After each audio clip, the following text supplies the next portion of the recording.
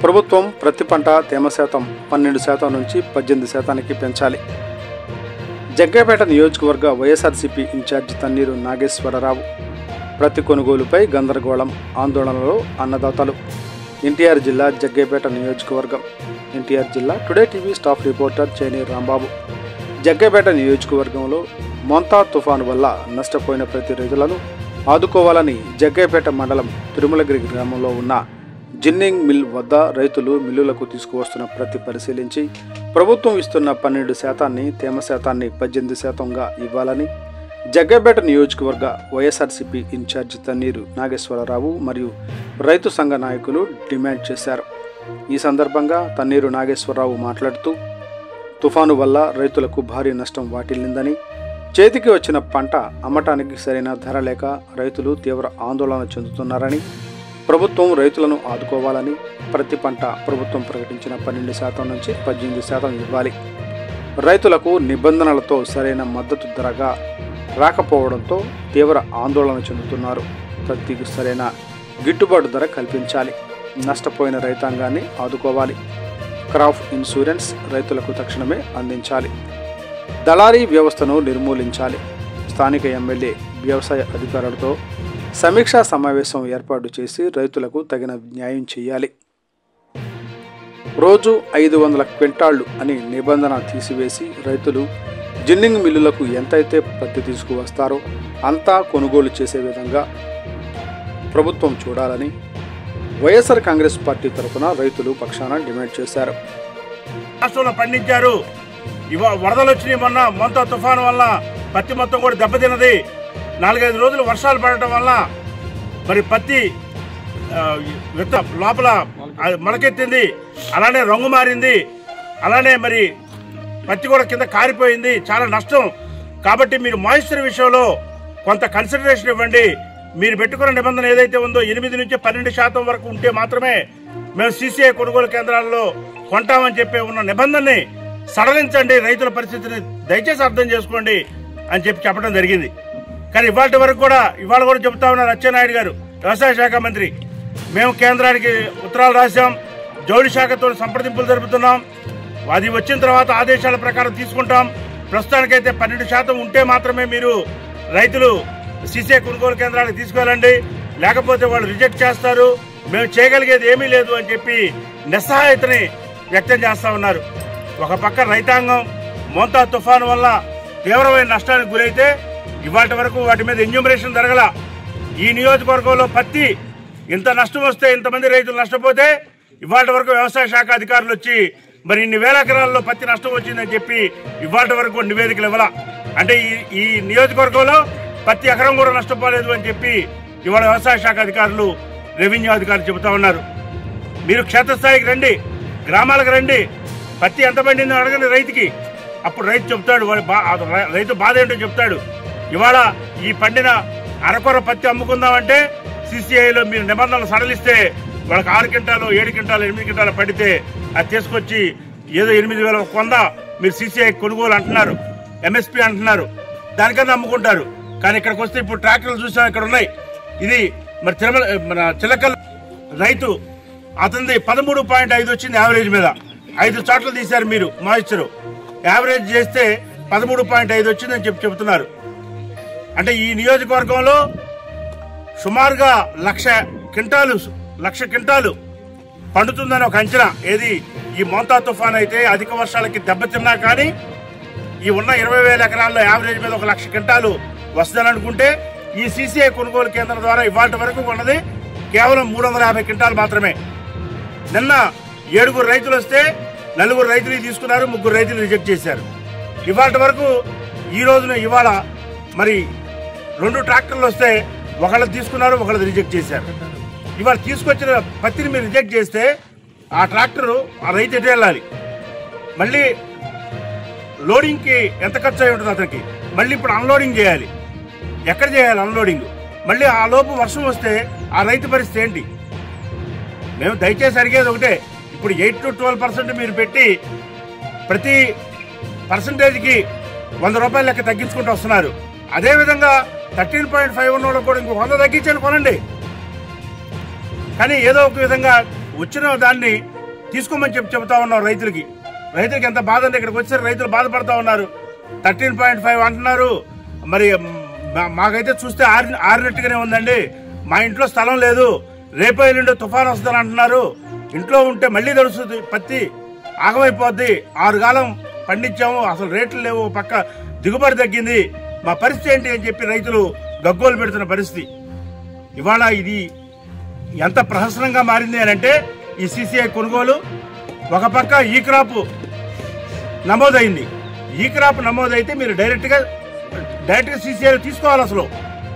కానీ దీనికి ఏమంటున్నారు, మళ్ళీ మీరు ఫార్మర్ రిజిస్ట్రేషన్ చేసుకోమంటున్నారు మళ్ళీ రైతు సేవా కేంద్రంలో. అక్కడతో ఆగట్లా. ఫార్మర్స్ రిజిస్ట్రేషన్ అయిన తర్వాత సీఎం యాప్ లింక్ అయితే మళ్ళీ దాన్ని తీసుకొచ్చి అప్పుడు కపాస్ యాప్లో మీరు అప్లోడ్ చేసుకోండి అంటున్నారు. అసలు ఇన్ని యాప్లు, ఇన్ని ఆన్లైన్ సిస్టమ్స్ రైతుకు తెలుస్తుందా? రైతుకు అసలు స్మార్ట్ ఫోనే ఉండదు. ఈ పరిస్థితుల్లో మీరు ఆ రైతు సేవా కేంద్రంలో ఏదైతే మీరు ఫార్మర్స్ రిజిస్ట్రేషన్ ఉంటుందో అక్కడే మీరు కూడా ఆ యాప్ను కూడా మెయింటైన్ చేసి అక్కడే మీరు కూడా ఆన్లైన్ చేయాలి. అది రైతుకు సౌకర్యవంతంగా ఉంటుంది. ఎంత దౌర్భాగ్యం అండి ఇది. రైతు ఎన్నిసార్లు తిరుగుతాడు, ఎన్ని యాప్లని చేస్తాడు. చివరికి వచ్చి సరే యాప్లో చేశాడు, చేస్తే తీసుకొచ్చి ఇక్కడికి వచ్చిన తర్వాత మాయిశ్చర్ ఎక్కువ ఉందని రిజెక్ట్ చేస్తారు. మళ్ళీ ఈ రైతు పోయి ఆ పత్తి మొత్తం అన్లోడ్ చేసి 1 రోజు 2 రోజులు ఎండబెట్టుకొని మళ్ళీ కపాస్ యాప్లో మళ్ళీ స్లాట్ బుక్ చేసుకొని మళ్ళీ తీసుకొని రావాలి. నిజంగా టీటీడీ వెంకటేశ్వరానికి ఏ విధంగా అయితే ప్రొసీజర్ ఉండి ఏ విధంగా అయితే నిబంధనల ప్రకారం ఎంతమందిని మేము దర్శనానికి పంపిస్తామన్నట్టుగా ఉంది వాళ్ళ రైతు పరిస్థితి సిసిఐ కొనుగోలు కేంద్రాల్లో. ఎందుకంటున్నామంటే జగ్గైపేటలో ఇప్పుడు ఈ జిన్నింగ్ మిల్లో కేవలం 500 క్వింటాలు మాత్రమే ప్రతిరోజు కొంటారట. 500 క్వింటాలే కెపాసిటీ అట. ఇది అంటే 1,00,000 క్వింటాలు వస్తుందని అనుకున్న దగ్గర మీరు కేవలం 500 క్వింటాలు పండితే ఎన్ని రోజులు పట్టుద్ది? నెక్స్ట్ సీజన్ అయిపోయేసరికి కూడా ఈ పత్తి కొనటం కుదరదు. ప్రభుత్వం ఆలోచన చేయాలా. ఇక్కడున్న ఎమ్మెల్యే గారు, ఎంపీ గారు కూడా ఆలోచన చేయాలా. రోజుకి 500 క్వింటాలు మీరు వచ్చి ఓపెన్ చేశారు. ఇక్కడికి ఎమ్మెల్యే గారు వచ్చి, తాతయ్య గారు వచ్చి ఓపెన్ చేశారు. మరి ఓపెన్ చేసినప్పుడు అధికారులు ఉన్నారు. ఇక్కడ అధికారులను ఎమ్మెల్యే గారు ప్రశ్నించాలి, ఎన్ని క్వింటాలు ఇక్కడ కొంటున్నారని. ఇవాళ వ్యవసాయ శాఖ అధికారులు లేకపోతే ఇప్పుడు సిసిఐ వాళ్ళు, మార్కెటింగ్ వాళ్ళు చెబుతున్నారు ఈ మిల్లు కెపాసిటీ 500 అండి, మేము 500 కన్నా ఎక్కువ కొనమని చెబుతున్నారు. రోజుకి 500 కొంటే మీరు నెలకి ఎన్ని క్వింటాలు కొంటారు? 1,00,000 క్వింటాలు కొనాలంటే 2 నెలలు పడుతుంది. అంటే ఇది రైతులు మోసం చేయడం కాదా అని చెప్పి మేము ప్రశ్నిస్తా ఉన్నాం. రోజుకు కనీసం ఒక 5,000 క్వింటాలు కొనాలి. రోజుకు ఒక 5,000 క్వింటాలు కొనాలి. కానీ సీఎం యాప్లో మీరు ఇప్పుడు 500 క్వింటాలు ఆ బుకింగ్ తోని క్లోజ్ అయిపోతుంది. అది మళ్ళీ యాప్ ఓపెన్ అవ్వదు.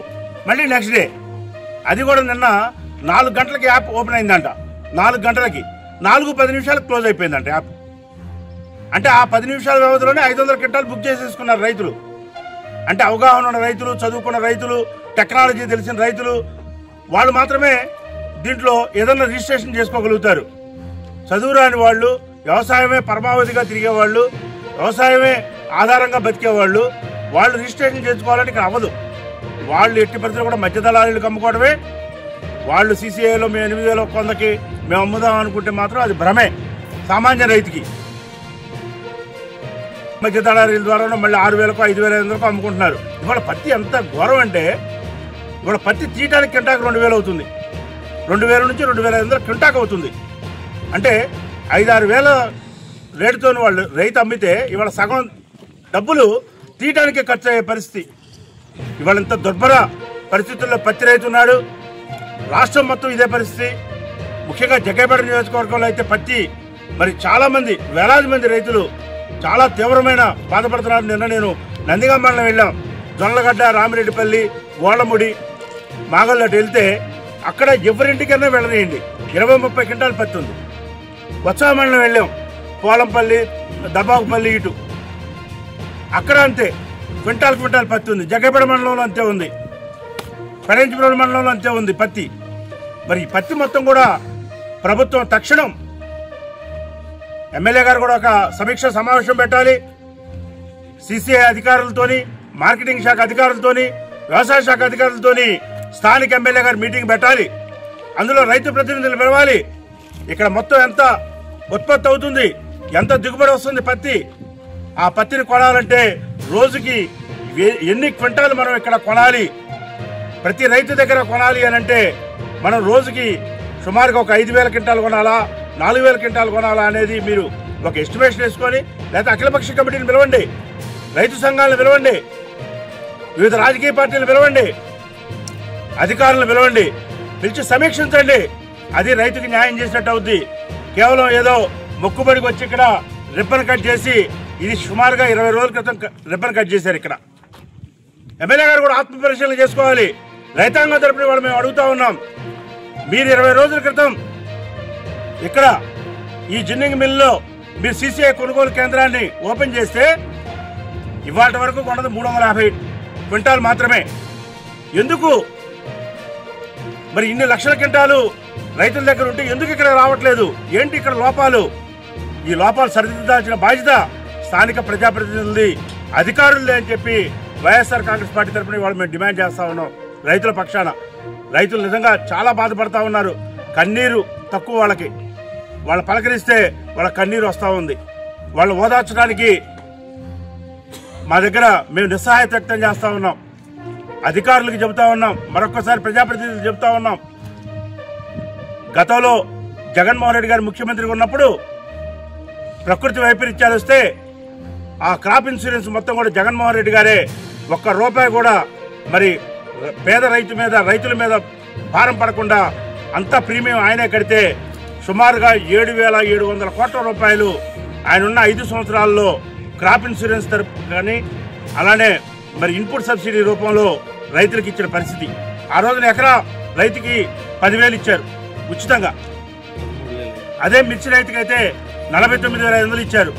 ప్రతి రైతుకు కూడా, ధాన్యం రైతుల దగ్గర నుంచి, కూరగాయల రైతుల దగ్గర నుంచి, సుబాబుల రైతుల దగ్గర నుంచి అందరికీ కూడా పంట నష్టపోయిన ప్రతి ఒక్కరికి కూడా ఆ రోజున జగన్మోహన్ రెడ్డి గారు ఇవ్వడం జరిగింది నష్టపరిహారం.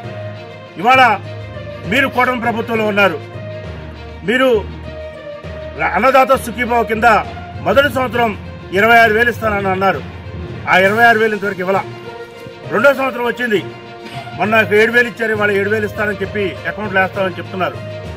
మేము అడుగుతా ఉన్నాం రైతుల పక్షాన, ఇంత బాధపడతా ఉన్నారు రైతులు, ఇంత తీవ్రమైన సంక్షోభంలో ఉన్నారు, వ్యవసాయం చేయటమే కష్టంగా మారిన ఈ రోజుల్లో మీరు ఏదైతే మొదటి సంవత్సరం 26,000 ఇస్తానని చెప్పి హామీ ఇచ్చారో ఆ 26,000 కూడా అన్నదాత సుఖీభావ కింద ఇవ్వమని చెప్పి ఇవాళ వైఎస్ఆర్ కాంగ్రెస్ పార్టీ తరఫున డిమాండ్ చేస్తూ, మిగతావి కూడా త్వరలోనే మీరు ఈ సంవత్సరం కూడా 26,000 లెక్క, మీరు 20,000 ఇస్తానన్నారు, పిఎం కిసాన్ 6,000, మొత్తం 26,000 కూడా మరి ఇచ్చి రైతాంగాన్ని ఆదుకోవాలని.